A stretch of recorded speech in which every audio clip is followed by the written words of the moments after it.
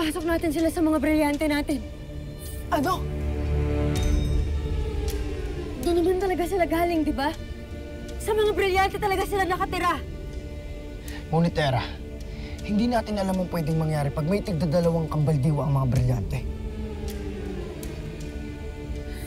Wala tayong mapagpipilian sa ngayon. Kaya't sumasang-ayon ako sa sinabi ni Tera. Subukan natin. Adamus.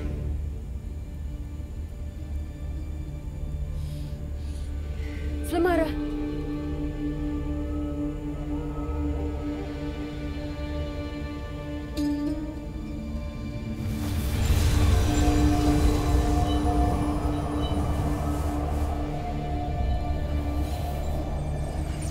basbas ng mga kapwa ko, tagapangalaga, tinatawag namin kayo, mga sinaunang kambaldiwa.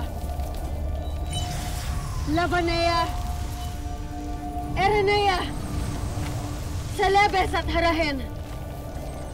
Nakunin sina Alipato, Avilan, Agua at Saria at ipasok muli sa aming mga brilyante.